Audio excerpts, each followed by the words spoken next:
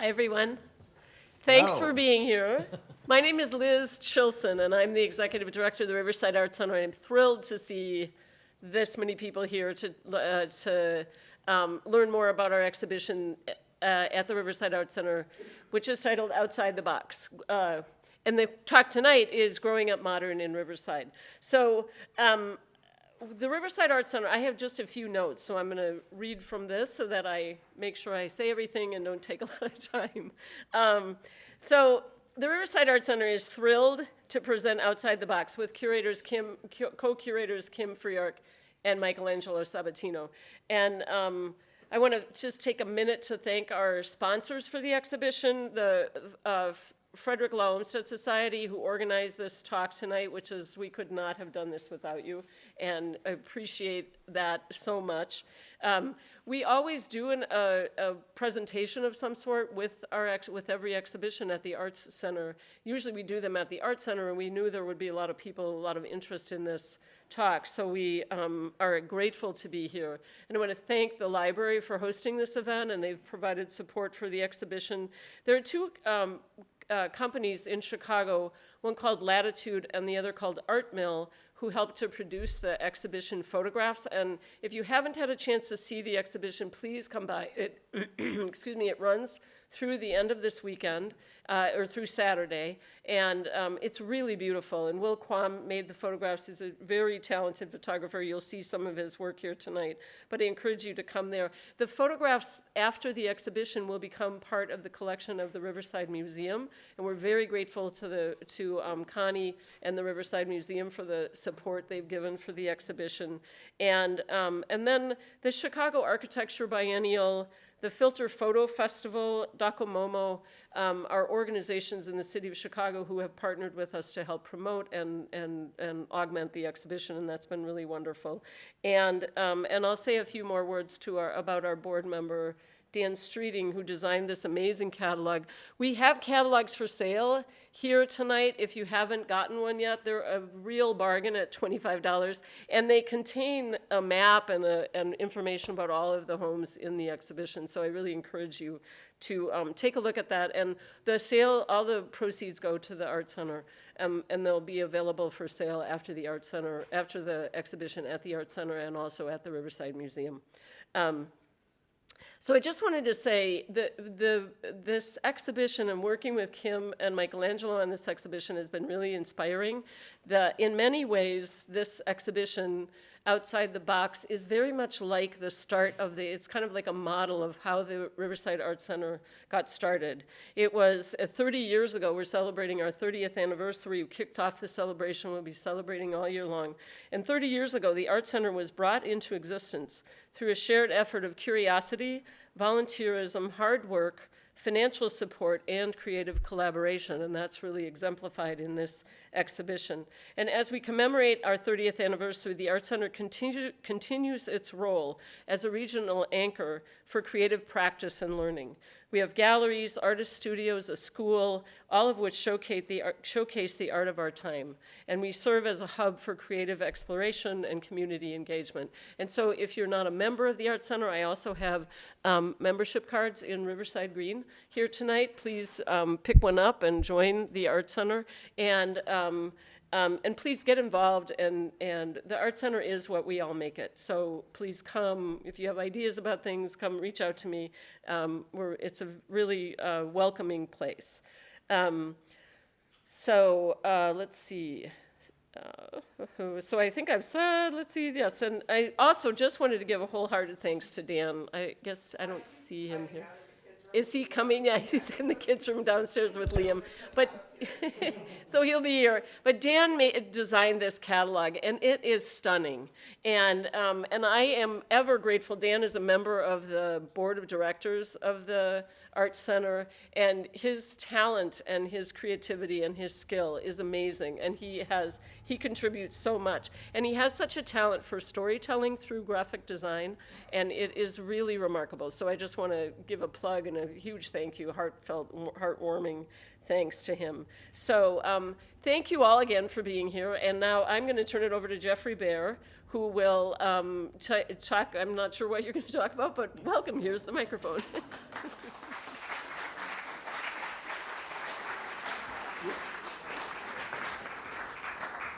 Wow, this is really an amazing turnout. Look at this. It's fantastic. Hi, I'm Geoffrey Baer. I work at WTTW, which is the PBS station in Chicago, and I do a lot of programs about architecture and Chicago history, and have documented the western suburbs in some of my shows.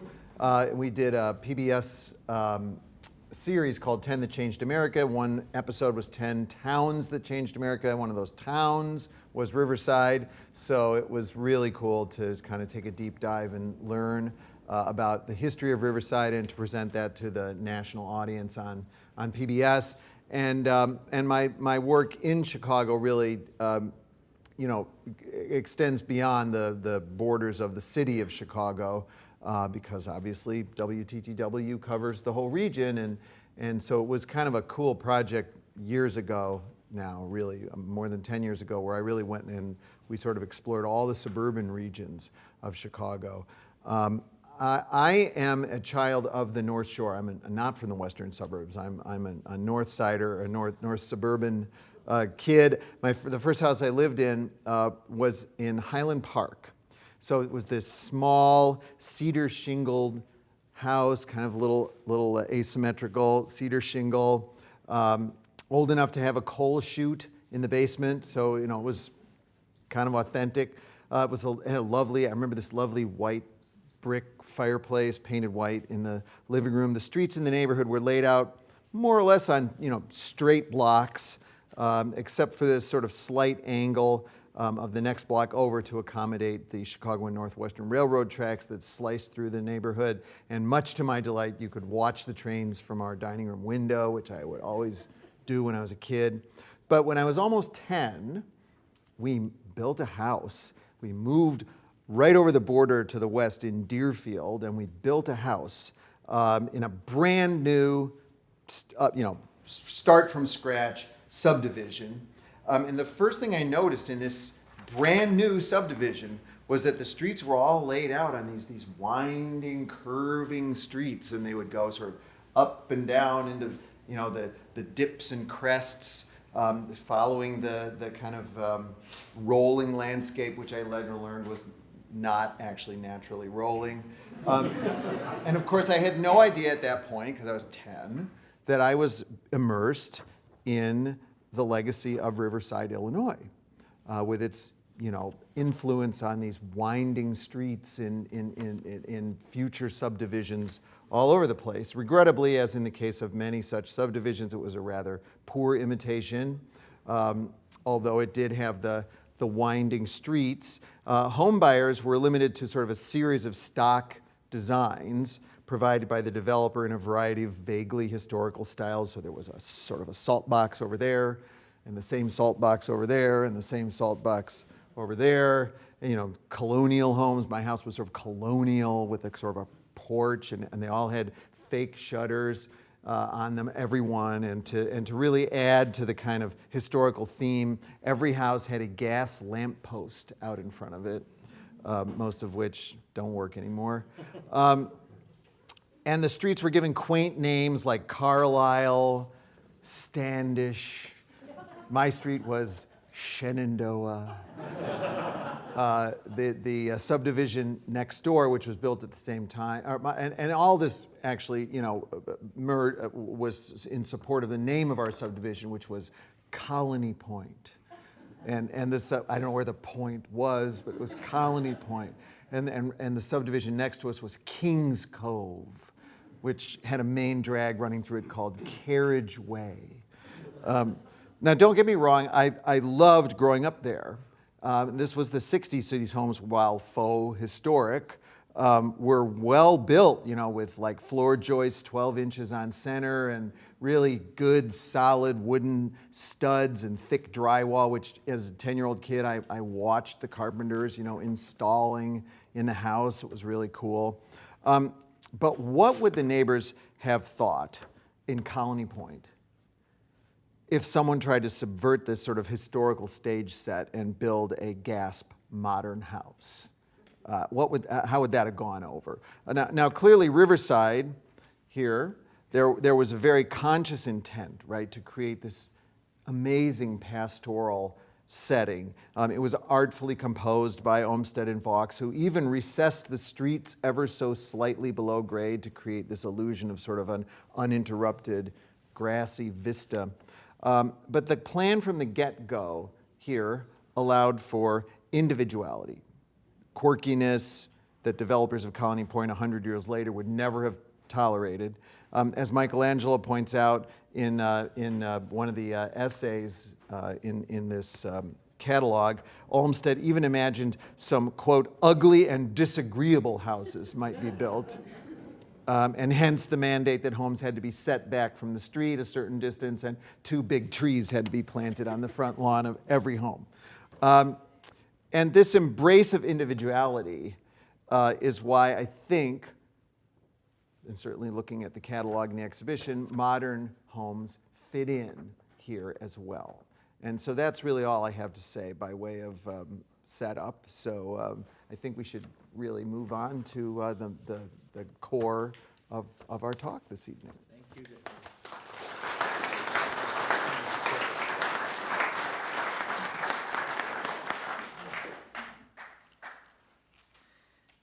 Thank you, Geoffrey.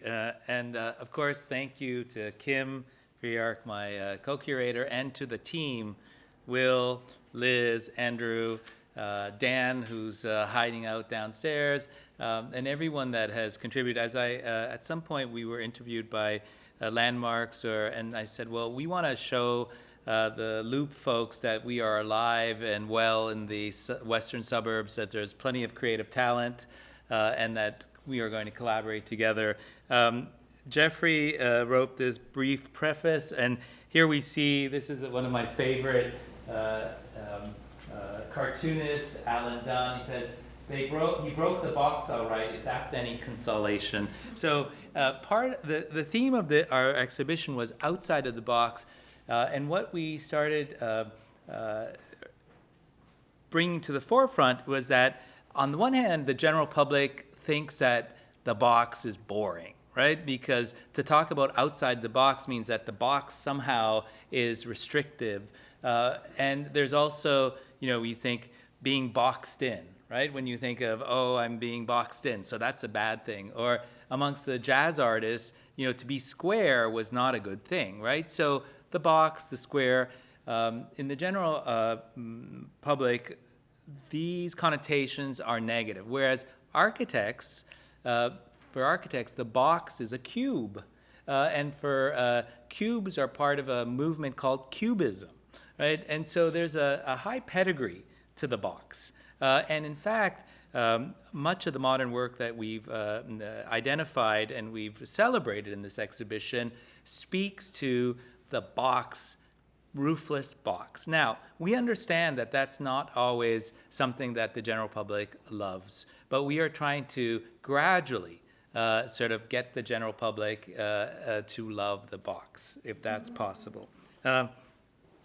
So outside the box was our attempt to do so. Dan Streeting did an amazing job trying to ring us all in, and to be honest, he's more Baroque than modernist in terms of graphic design, but we love him nonetheless. And so here we have we saw basically, we set ourselves out to select around 30.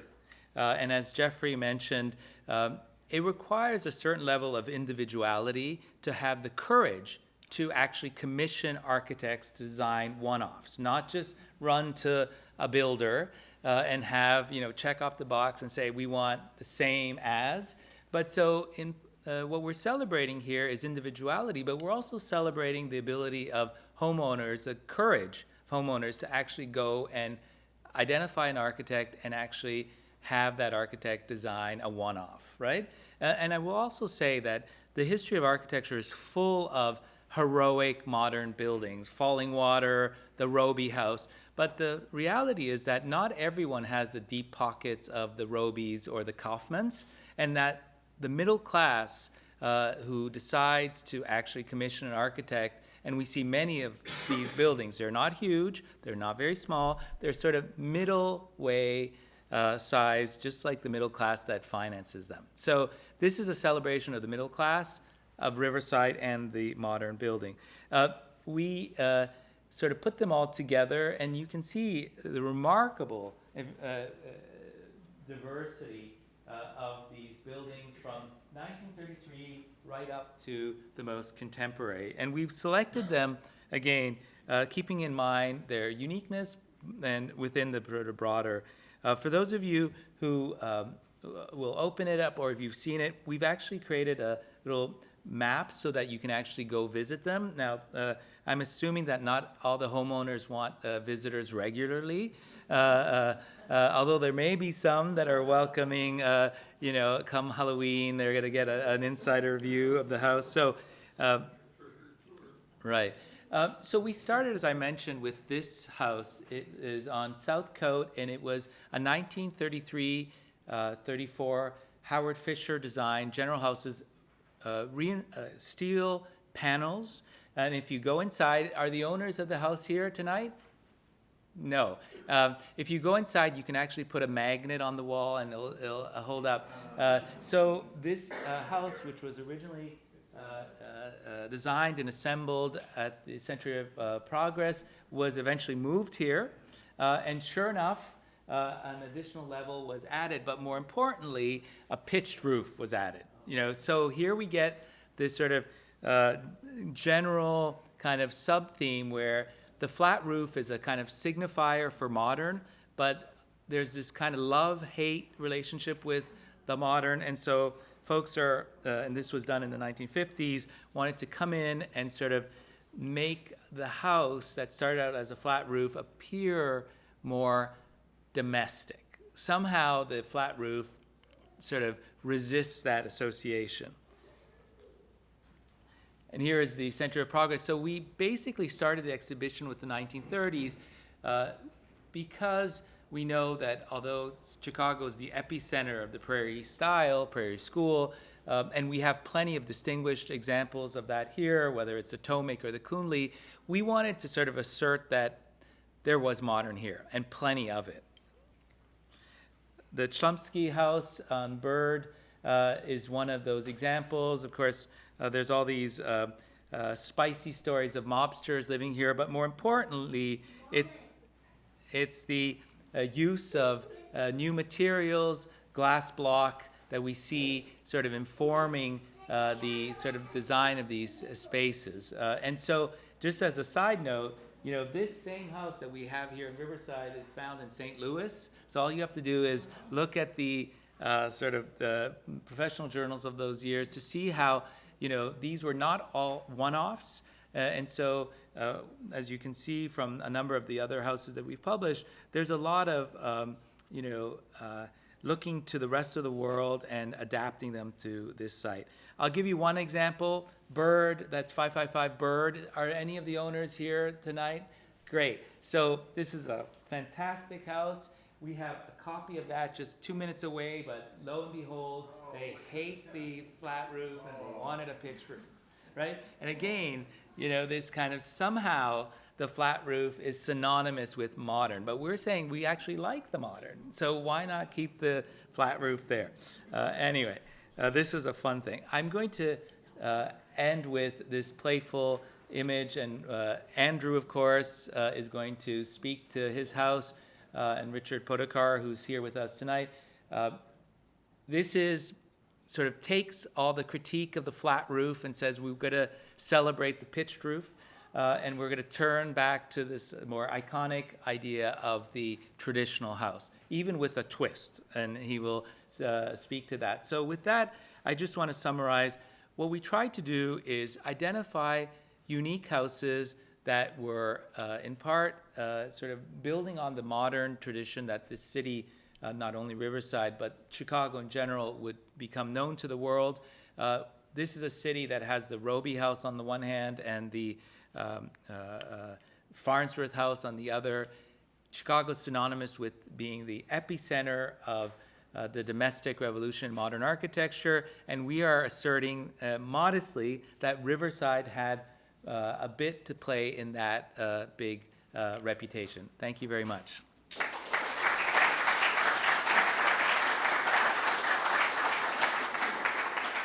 And now I hand over the baton to Kim.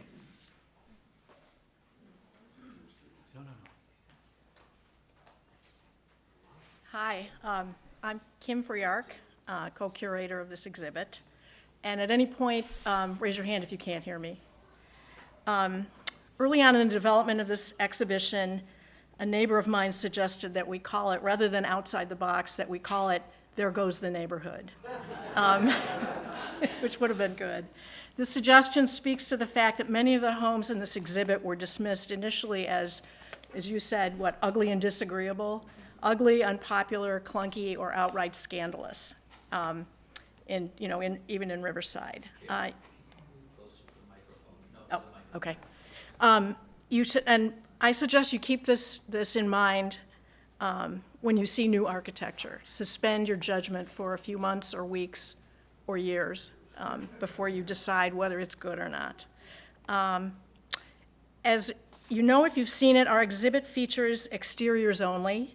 When I was recruiting homeowners for the exhibit, the ones here can attest to this, when I told them it was exteriors only, the relief was palpable. No decluttering, no cleanup, no house, no walkthrough, no house walk, which I can attest to is a real headache. But some of these houses, what I wanted to show tonight was some of these houses, you look at these pictures and you say, what's going on inside? For a few of them, you really go, what the hell is going on inside? So I wanted to talk about my house and three houses where we're trying to answer those questions. When I saw these three houses, I said, what's going on in there? So this is my house. I need to talk fast because I'm only supposed to use 5 minutes, and this timed at 10. So this is my house. It was built in 1975, finished in 1975. The architects were John Vinci and Larry Kenny, and my parents commissioned it. In the first floor, that you see the foyer on the right, featuring my cat, another reason I had to show this slide.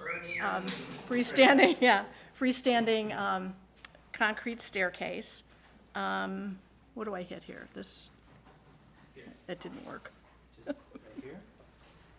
It did work. This Stop. guy. It's a little. Okay. On the left is a picture of the living room, and you get the idea of the house was specifically designed to take advantage of the park across the street. So the architects put all of the major rooms on the second floor, the living room, the dining room, the kitchen, and the main bedroom. So these are two pictures of the living room, and what's next? Okay, end of my house. The next house, we're talking about, Michelangelo was talking about roofs. This has got to be the most unusual roof in town. This house is owned currently by Susan Lowe and Tony Fisher, who are here today. Raise your hands. It's located in the Hollywood section of Riverside, west of First Avenue. I once heard a resident of this area call it Riverside, Alaska. I don't know if I'm coining that phrase. And when you first see this house, you wonder, where are the doors, where are the windows? Well, the doors are on each side, and the window is in back. This is a view of the back of the house, which looks out on the backyard and the railroad. Yeah. Oh, sorry. Okay. The house was built in 1962 for a bachelor photographer named Zdenek Prveka, who was from Czechoslovakia. It's got 2 bedrooms and 2 bathrooms. And the answer to where are the windows is, in addition to this large window in back, practically every room has a skylight. It's a really interesting interior, a lot of wood and adequate light. Let's see. Is that right? And on the left, you'll see a picture of the great room that looks out on the backyard. So that's what's behind that giant window in back. That's also an interior shot of the same room, and there's a shot of the kitchen. But it's a great, unusual house. Okay, next house. This next house is at 216 Millbridge, and the owner is Lynn Flannery. Lynn, are you here? No, that's too bad. This house has a really interesting backstory. The original owners lived on this lot in a Victorian. In 1932, they went to the Paris Exposition of 1932, and they fell in love with a house there that was part of the exposition that had won the first prize in the architecture contest. So they bought the plans, came home, and then in 1939 finally built this house, which is French Regency style. When you first look at it, it's very unusual for Riverside, but there's this weird little like dome on top, and your question is, what's going on there? And also note I love the polka dot garage. What's going on under that dome is this. Oops, wait a minute. Where did the Clara story, where did the rotunda, oh, there we go. Oh, sorry, I got ahead of myself. This rotunda is under that dome, so when you walk in the house, this is the first thing you see, and it looks directly out to the backyard.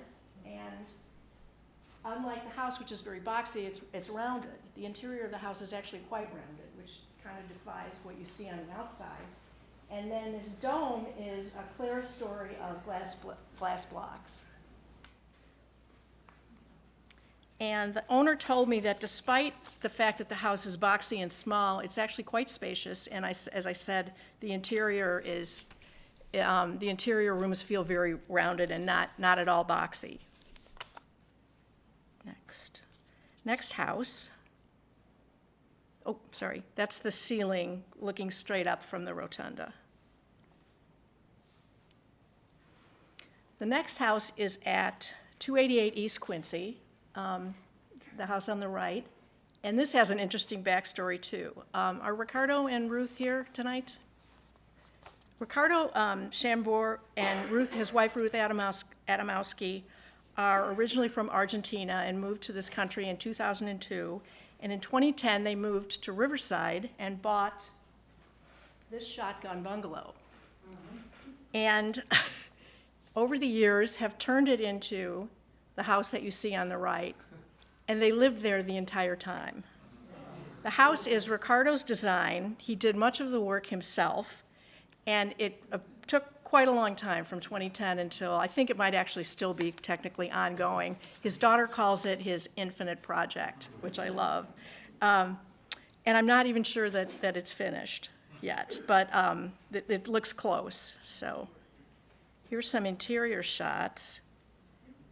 Wonderful, I love this staircase. This is out of a movie practically, the wonderful staircase on the right. I think that's the end of me. So the thing to really note here that I find fascinating is A, that they lived here during the entire renovation. Think about that for a second, and then here's the clincher. They're still married. So,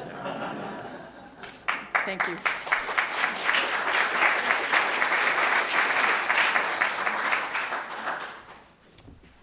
All right. Hi, everybody. My name is Will Quam. I was the photographer for this project. I did not grow up modern in Riverside. I grew up old in St. Paul, Minnesota. But Chicago is where I learned how to take pictures. I moved here as a middle school theater teacher and did that for many years while I started snapping pictures on my camera and then my phone, then borrowed a camera and then bought a camera and just grew from there and there and there.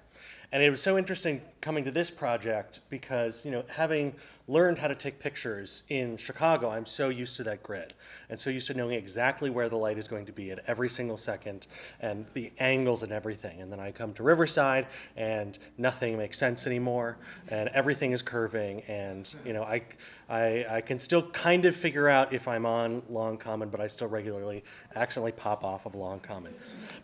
And the other thing, if you know my regular work, is I take mostly pictures of bricks and brick walls and very just up close images of just a small section of a building. The idea of removing all the context to show a piece of a building as a design in itself.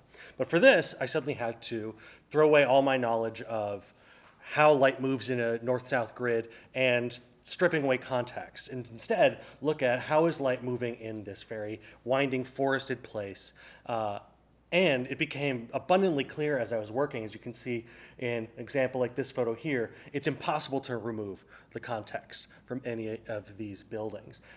So much of my work I do for architects, I'm trying to get everything perfectly framed, make sure there's no obstructions or anything. Here, there were going to be trees, there were going to be cars. And at first it was a frustration, but then it became, well, no, this is what it is. This is how this building lives in this space. I really love the photo of that French house because it's got the Ford Ranger parked right in the driveway. It is this piece of design, but then it becomes a place that people live. And the landscape is so much a part of that. And there are some, like Michelangelo's house here, that were very easy to photograph because he so beautifully framed them with the trees, and it is this picture perfect, piece. But you still get, I love including, that's a touch screen. Including, you could see the neighbors. There's always that little bit, or the image we saw of that shotgun bungalow that was adjusted. I'll go back to that. I very intentionally wanted to show it in this long row of these other little mid-century ranches.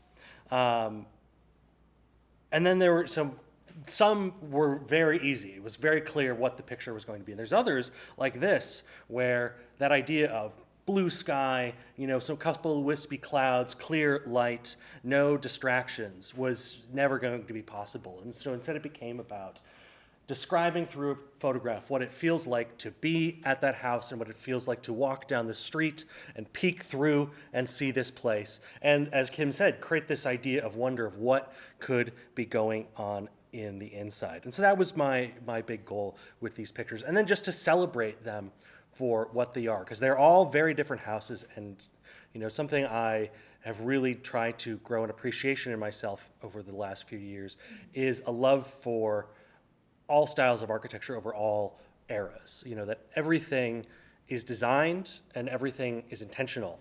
And sometimes it lasts, and sometimes it doesn't last, but it usually takes us a good 20, 30, 40 years to realize that something was designed and good. And in the middle of that, as we've seen with the Babcock estate here, we tear a lot of stuff down. So it's great to celebrate not only those modern buildings that are rightfully coming into their day, but much more recent buildings that are still not quite celebrated in the way that I think they will be eventually. So that's all to say, this has been an absolute delight to do. It has been a second photography education and map reading course, but it has been a real pleasure, and I hope you have a chance to go visit the exhibit where you can see all these houses in a row and some of the models with them, and then take what you see here in this very small snapshot of this one place and expand that interest to other western suburbs, to Chicago, and to the world. Very excitingly now, we get to talk with our first families who live in and grew up in a house. So I want to introduce Jessica and her parents.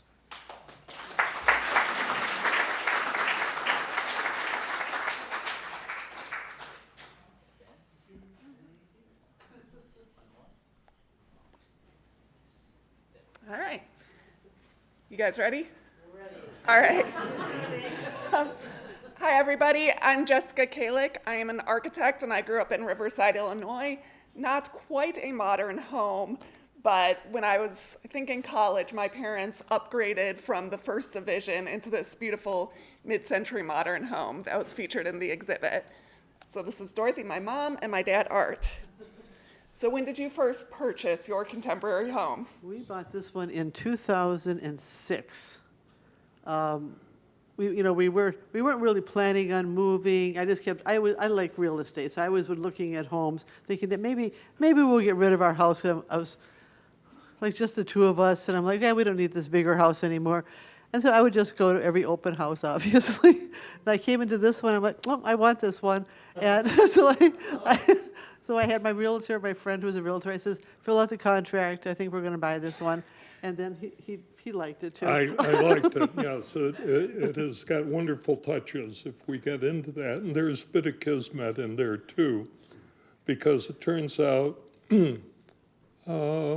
One of your sisters. It was originally built for two ladies who taught music there, and both my sisters took music lessons in there. So when one of my sisters came by, she looked at the house and said, "I've been in here before." I'd like to add that as an architect, this was the first of the houses that they looked at that I was actually excited. Well, it was honestly, we were childhood house for. petrified that we would get rejected. Yeah, but I As, fully no, approved of you don't want to this. live there.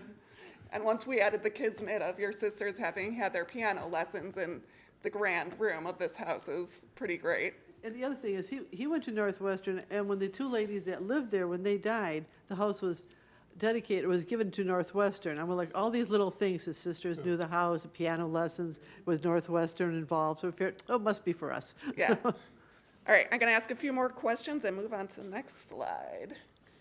All right, so we are fortunate enough to have a few of the original drawings for the house. So we photographed a few of them to share with you guys today, which prominently features the pitched roof that we so very much love with the modern homes. As we were talking about that, I was just cracking up knowing these slides were coming. But Flat roofs are maintenance nightmares. all right, so we know what attracted you to this house, but what attracted you to Riverside in general?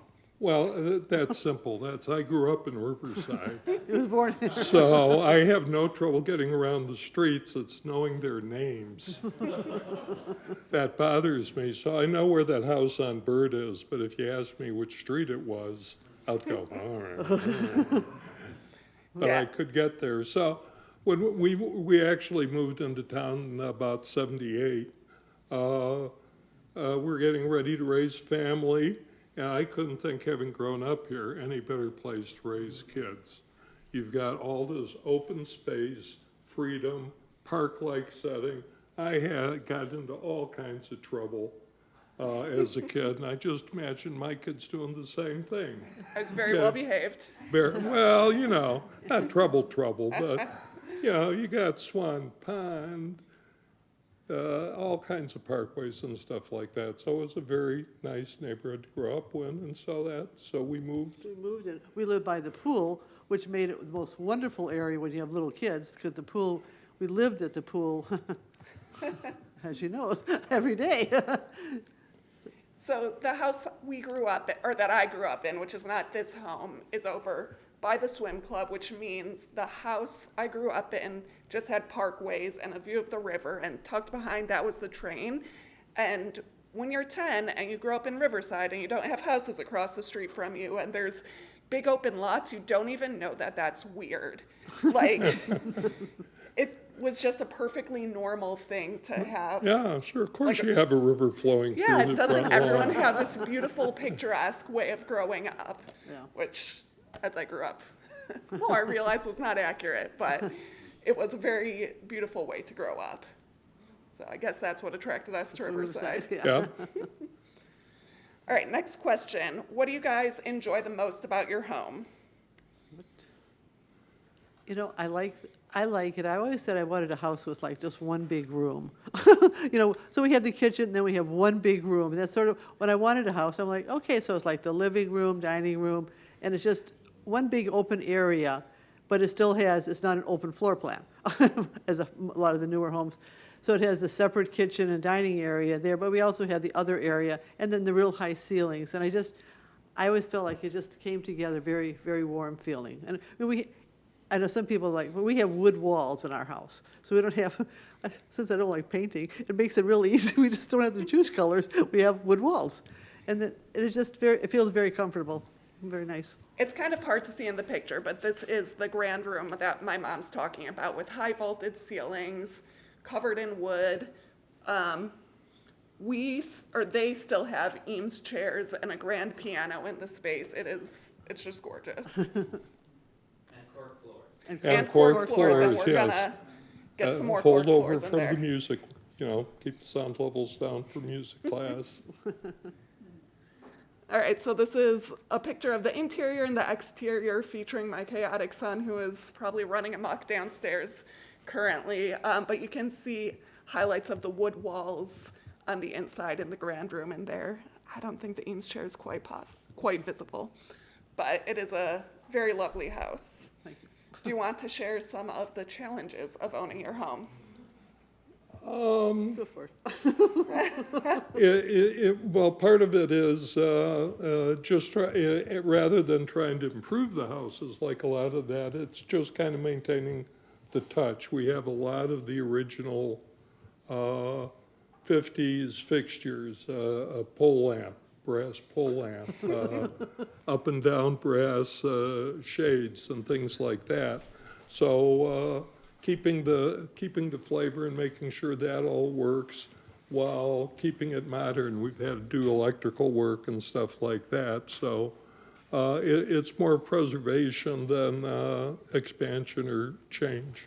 Yeah, so they have a lot of really beautiful original features in that home, and I'm helping them work through a design for their kitchen that is gonna maintain as many of the original wood cabinets, but update it and make it more livable. Right. And more cork floors. All right, so I think that's everything, unless you have anything Thank else you you. want to add. Thank you. Really quick, I would like to add that at the front of the house, you can kind of see it over here. My parents commissioned an artist friend of mine, Eric Tucker, to do a sculpture, which is just gorgeous. And then this is some more of his work, which is a very excellent artist based out of Indiana. Yes? What is the location? This is on Bartram.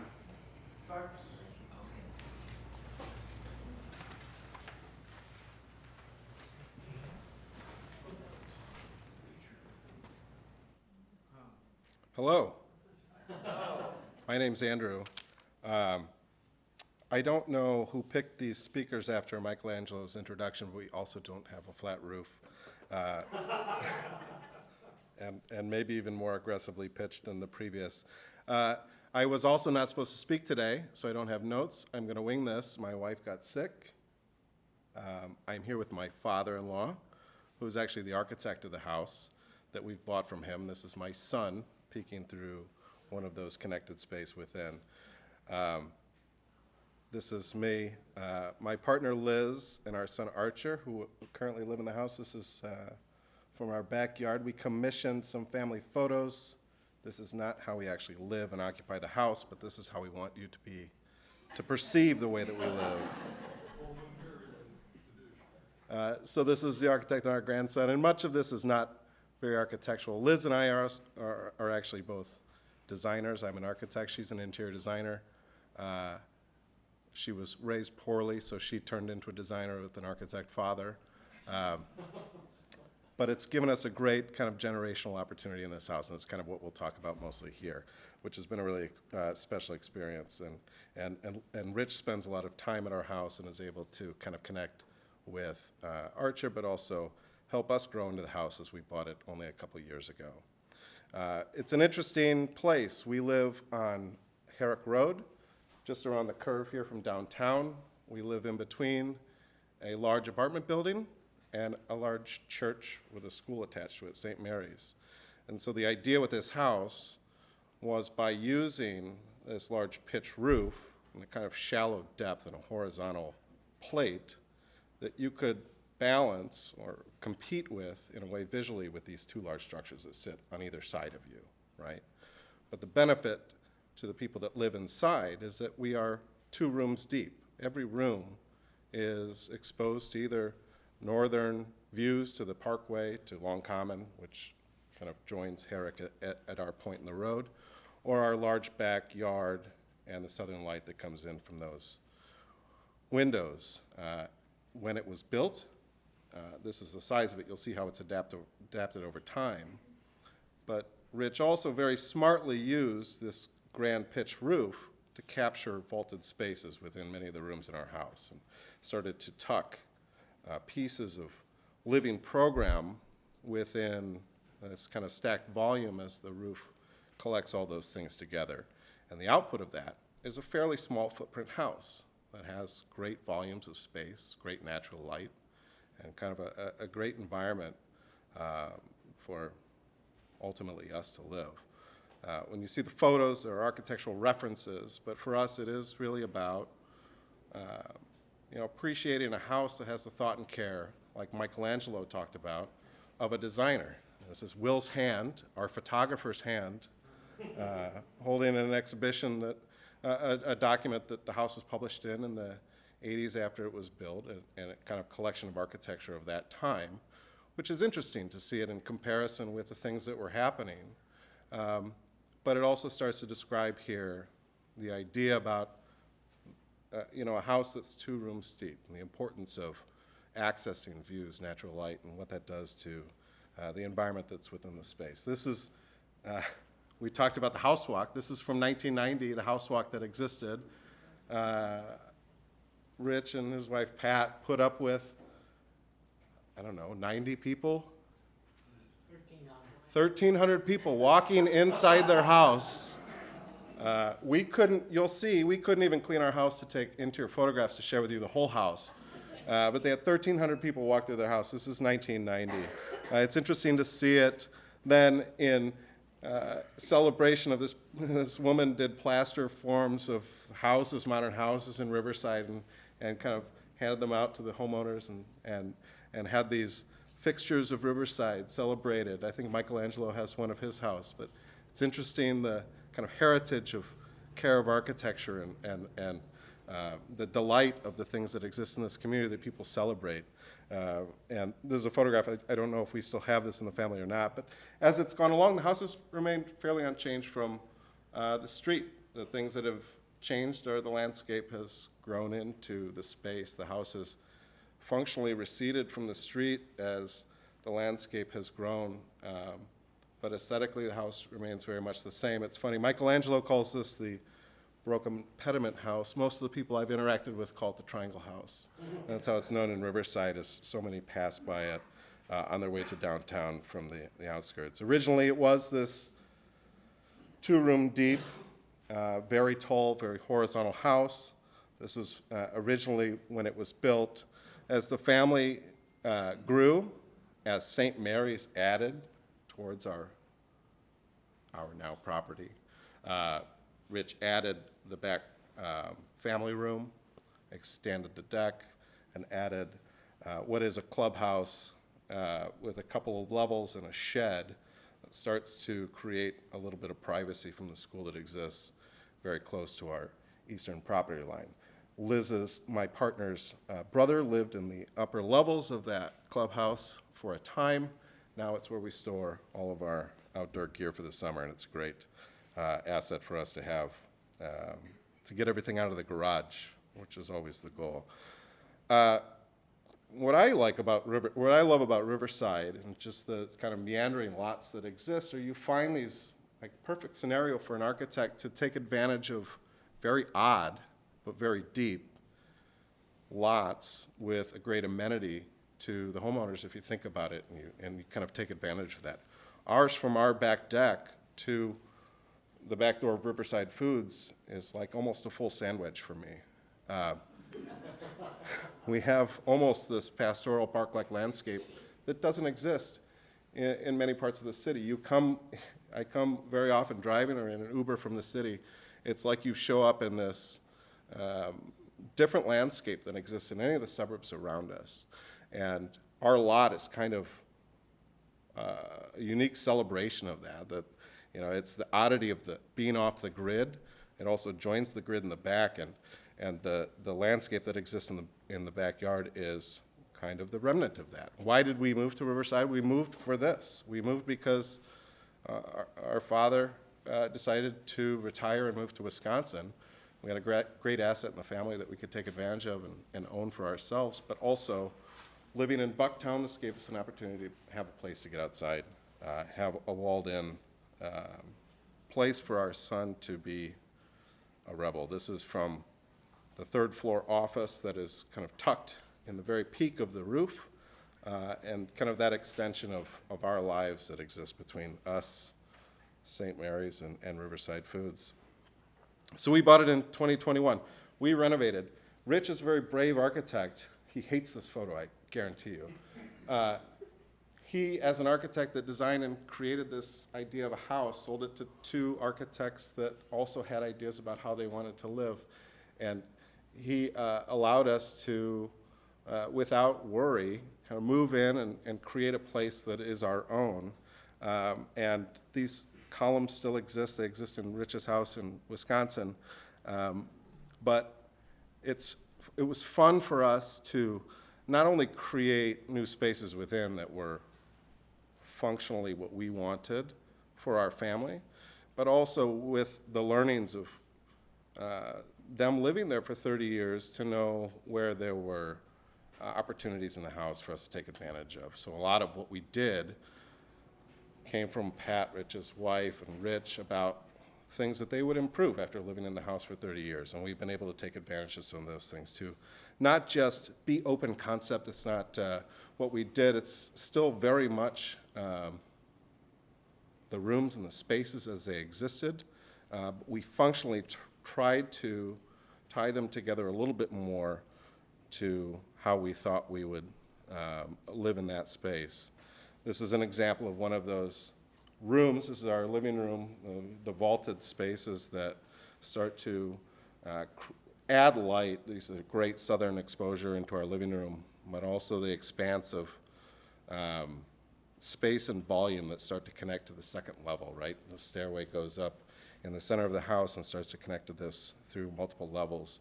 Modernizing touches like the fireplace. It changes visually, but really the impact of living there is very much the same, right? The essence of the place still exists.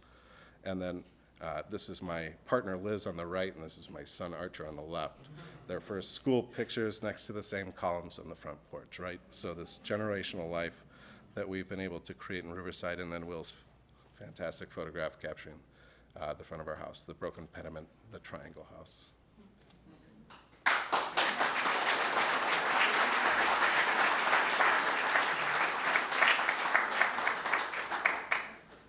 Thank you, Andrew, and thanks for our beautiful models. Thanks to your 3D printing extravaganza.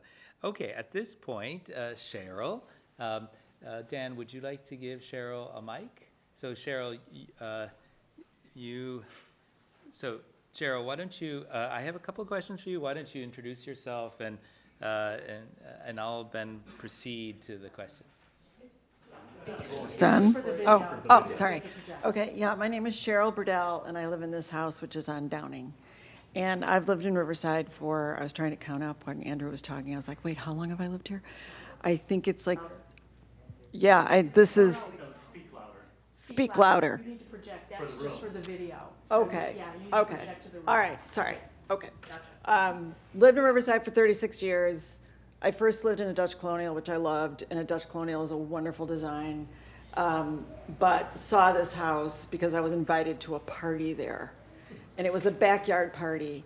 It was in the garden, and I thought, oh my God, this house actually had turquoise trim around the 70s or early 80s. Complete turquoise. You didn't know that, did you? No. I wish it was. When you dive into the paint, you can see the turquoise. And I think it had turquoise carpet, and it was whoever owned it then really leaned into the 60s and early 70s color schemes. But I saw this house, and I was completely blown away. And eventually, we ended up buying it, and it went on the market. And when it went on the market, it was 2010. And I'm going to compete with a little bit what you say about Riverside and the modern houses. No one wanted to buy this house. So it was not your typical, and it is not your typical Riverside house.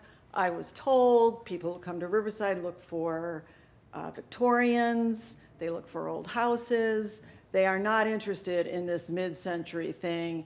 It just did not take off at all, and I was flabbergasted because we had to sell our house, and I thought somebody's going to buy that house, and the house sat and sat and sat, and we ended up selling ours. We could buy it, and just before we bought it, the realtor called me and said, there's a couple from New York who wants to buy this house. And I was like, of course, the New Yorkers know. And so I was like, get on it. So we bought the house, and it's absolutely fabulous. Okay. So I'll just say before I jump into it, I think, Cheryl, we've actually tried to cultivate an understanding that, you know, the Riverside's identity is not only the Victorian. And so it's a living tradition. And I think, as Geoffrey mentioned, you know, while the plan, the general plan gives the village an overall sort of identity, coherent identity, it's the individual houses and, you know, whether they're pitched roof or flat roof that contribute to that. And I'll also say, you know, part of this exercise of this exhibition is actually not only academic or curatorial. This has really been an opportunity for us to get to know each other. We already knew Cheryl because she walked Henry and her beloved dog. And so, but a lot of the sort of gradual getting to know each other, first with Kim. And so, well, this is a community effort, but it was also an opportunity to begin to, you know, build trust. Like, you know, when we were trying to get the houses photographed, I mean, it wasn't so easy to sort of begin to say, well, we'd like to photograph your house. Well, why do you want to photograph your house, our house? And so this was a part of, you know, growing together, right? So thank you, Cheryl, and thank you for Henry, adding excitement to our day. So you already explained why and when you purchased it. So what attracted you to Riverside? I know Jessica mentioned her parents, that was a no-brainer, but in your case? I'm going to play off of what Andrew just said, which was, I lived in the city, I was going to go to Oak Park, and then I just drove through and found a house, and I didn't even know Riverside existed. And and we lived here and raised our kids here, and there is a feel here. I learned what design means by living here, because you can feel the scoop and the swirl and the turns of the streets, and it actually makes you feel better. When you walk, when you drive, when you bike, it actually seeps into your skin. I mean, you feel it. So, and I was told, and I don't know if this is true, you probably know more than I do, that when Olmsted designed it, it was intended that the streets be a little bit below grade, so that when you're living there, you can see the land. Your sight line goes to land, and it doesn't land on the streets. So there was a feel to it that was inspiring, beautiful, soft, friendly, embracing, and just loved it. Right. It's hard to imagine that when Olmsted designed this place, there was nothing called the car, right? We truly, in 1869, you know, there was the train, but certainly not the car. And so it's interesting to step back and understand that these roads were thought of for carriages and horses, right? So absolutely. Okay, so I'm going to move forward. This is a view of your living room looking out into this Yeah, and I'll point out abundant here, nature. this is all cove lighting in here, which is super cool. So very, very, you know, yeah, so this is a view from on the side of the living room looking all the way through the front of the house. So the windows of the house are over here. And this is one of my favorite features. There is a fireplace on the other side of this fireplace, which also has a floating hearth, cement. And there is this really cool architecture feature here, and you can see the start of the cove that goes all the way around the living room. So it's super cool. And then it has a floating staircase.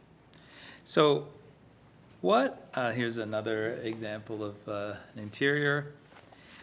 So I think we'll end with that, but so what are some challenges of owning it's 1960s, so what are the challenges of owning your contemporary? Well, there's two. This house was on the House Walk in 2014 and was marketed in sustainability. They were doing the sustainability theme.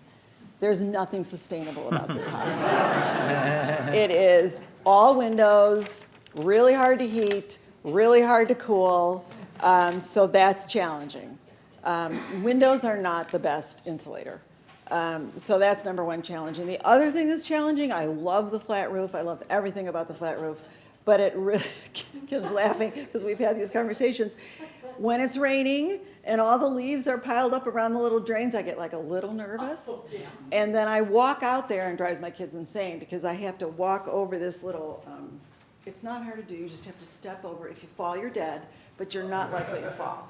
So I have to walk around the roof and I pull up all the leaves to make sure that there's not going to be a big flood in one of these rooms. So the flat roof is a little challenging, and no one believes that it's going to work, right?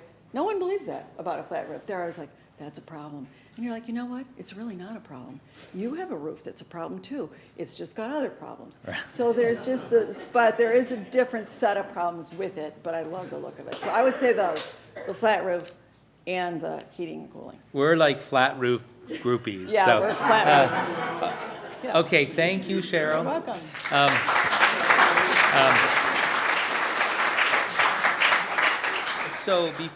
So we're running almost on time. So we have a quick, at this point, we're going to have a couple of questions, and then we're going to end the evening with the People's Choice favorite house, and then with Dan doing some wrap up on behalf of Floss. So we'll take one or two questions, and anyone has them, I'm happy to, Let me bring you the microphone if you have a question. I don't have a question, but I have a nomination.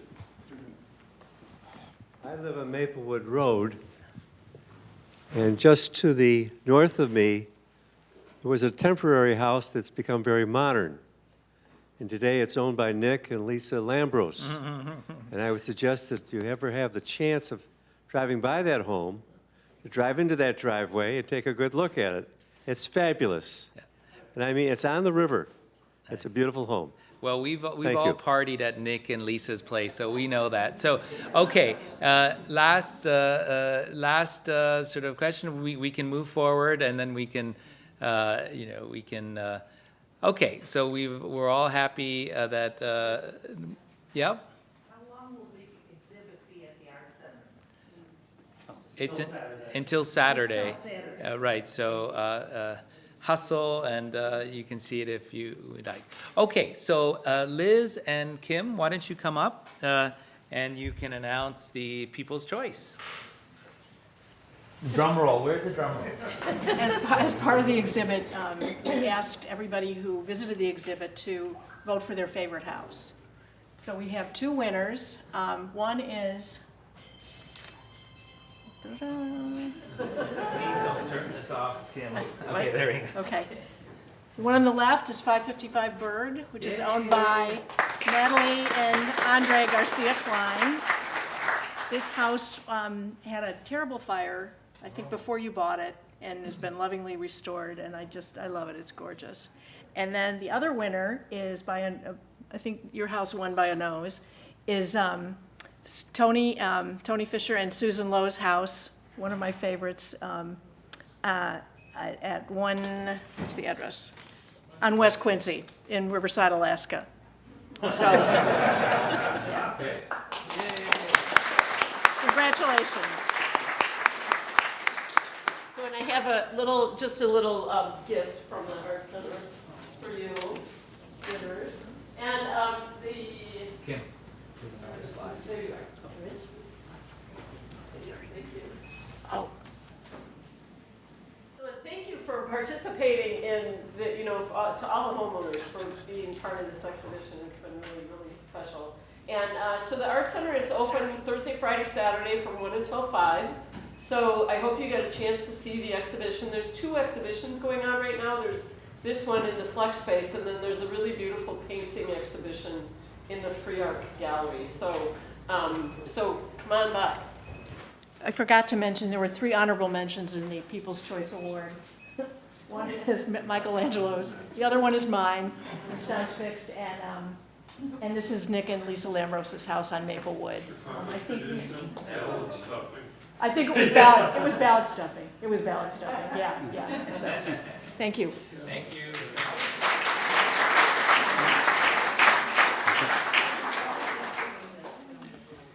All right, hello, I'm Dan Murphy. I'm the presentation coordinator with the Olmsted Society, the Frederick Law Olmsted Society of Riverside. I'll just take a few more minutes of your time to acknowledge a few people. Geoffrey Baer, our special guest tonight.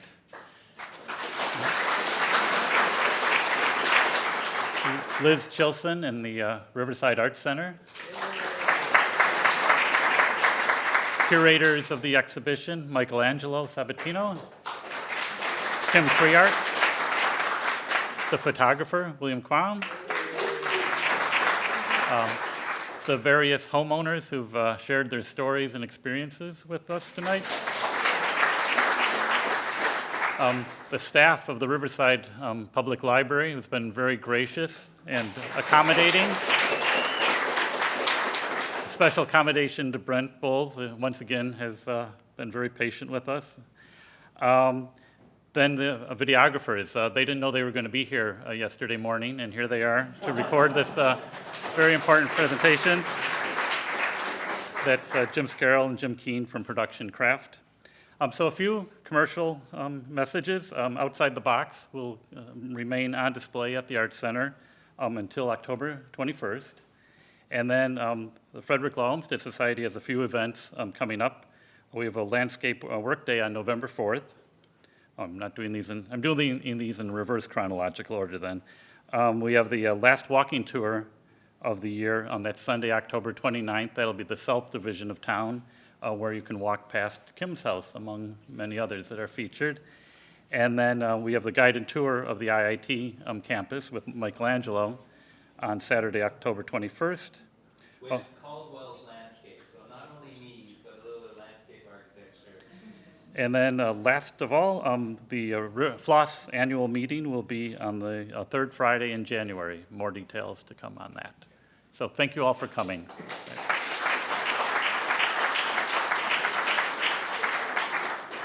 Okay, folks, with this, have a great evening, and thank you again for thinking outside of the box.